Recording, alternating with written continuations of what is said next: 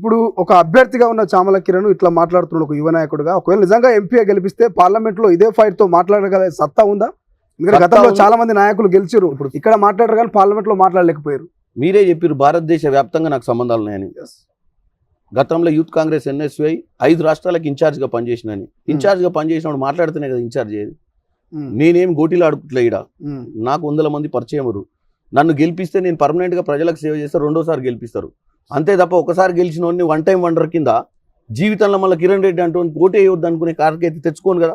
ఈ రోజు నేను చెప్తున్నా, నాకు యువకుణ్ణి, నాకు అవకాశం ఇవ్వండి, నాకు మాట్లాడే వాక్చాతుర్యం ఉంది, మీకోసం గలం ఇప్పగలుగుతా, నరేంద్ర మోడీనైనా నిలబెట్టగలుగుతా, రేపు ఇండియా కూటమి గెలిస్తే ఇండియా కూటమితో కూడా పని చేయించుకోగలుగుతాం. ఎందుకంటే మా కూటమే కాబట్టి.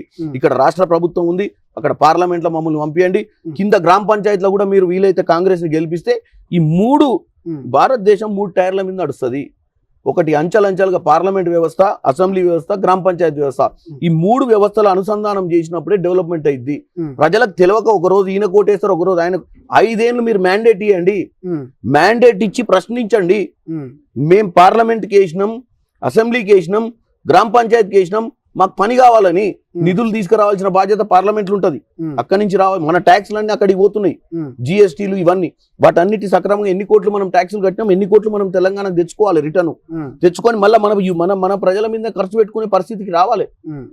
అలాగే మన ముఖ్యమంత్రి రేవంత్ రెడ్డి గారు, ఆయన కూడా యువకుడు, ఆయనకు కూడా ఒక ఫోకస్ ఉంది. ఏమని, నేను ఒక 20 ఏళ్ళు రాజకీయం చేయాలని, క్రియాశీలకంగా ప్రజల సేవ చేయాలని. ఆయన కూడా వన్ టైం వండర్ కాడు. ప్రజలు ఏం ఊకోరు. 5 ఏళ్ల తర్వాత రేవంత్ రెడ్డి గారు ఇచ్చిన వాగ్దానాలు నెరవేరకపోతే రేవంత్ రెడ్డి గారిని కూడా ఇంటికి పంపిస్తారు, చామల కిరణ్ రూపంలో ఇంటికి పంపిస్తారు. ఉంటారా 5 ఏళ్ళు కాంగ్రెస్ పార్టీ అధికారంలో ఉంటుందా? మాజీ ముఖ్యమంత్రి కేసీఆర్ గారు మొన్ననే అన్నారు 1.5 ఒక సంవత్సరమో ఉండదో కూడా తెలియదు అంటున్నారు. మీరేమో ఉంటాంటారు 5 ఏళ్ళు. ఫస్ట్ ఆయనకు బీఫామ్లు ఇచ్చిన వాళ్ళను బీఫామ్లు అట్లనే పెట్టుకొని కంటెస్ట్ చేయమని చెప్పు. తర్వాత సంగతి ఎవడుంటాడో ఓడిపోతాడు. ఇలా బీఫామ్ ఇస్తే 3 రోజుల తర్వాత బీఫామ్ ఇంటికి ఇచ్చిపోతుండు. నేను చెప్పేది ఏంటంటే కేసీఆర్ గారికి, నీ పార్టీ కేవలం నీ పార్టీ నిర్వీర్యం అయిపోయింది. ఎందుకు నిర్వీర్యమైంది? 10 ఏళ్ళు అధికారంలో లేకున్నా కాంగ్రెస్ పార్టీ కార్యకర్తలు పార్టీని అట్టి పెట్టుకొని పార్టీని పవర్లోకి తెచ్చుకురు. 100 రోజులు కాకముందే పారిపోతుర్రా కార్యకర్తలు, ఎమ్మెల్యేలు, ఎంపీలు. ఎందుకు? మీరు భయభ్రాంతులకు గురి చేస్తున్నారు, వాళ్ళ పార్టీ ఫిరాయింపులకు పాల్గొంటున్నారు అంటున్నారు కదా వాళ్ళు. మరి ఎమ్మెల్యేలని వాళ్ళంతా మీరు భయభ్రాంతులకు గురి చేస్తున్నారు కదా. శ్రీశైలం నేను ఒకటే చెప్తున్నా, స్వేచ్ఛ, ఓకే, ఆత్మగౌరవం. తెలంగాణకు నీళ్లు, నిధులు, నియామకాలు ఎంత అవసరమో స్వేచ్ఛ, ఆత్మగౌరవం అనే 2 కూడా చాలా ఇంపార్టెంట్.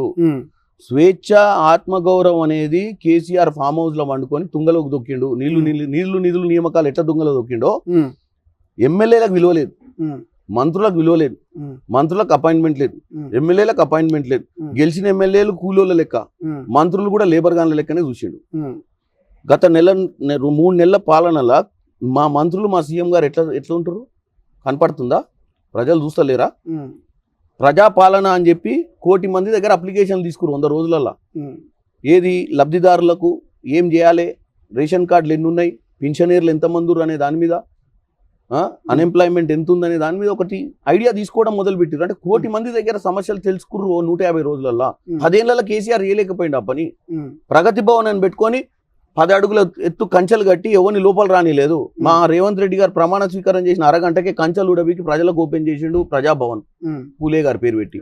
తర్వాత సెక్రటేరియట్ మనం ట్యాంక్ బండ్ మీద పోతుంటే ఏదో రాజభవనం లెక్కుంటుండే, దాన్ని ఓపెన్ చేసి మంత్రులందరూ ఆడ కూర్చుంటారు. గతంలో మంత్రులు పరిపాలన ఎక్కడి నుంచి చేసిరో కూడా ప్రజలకు తెలియదు, అర్జీలు ఎక్కడ ఇవ్వాలనో కూడా తెలియదు.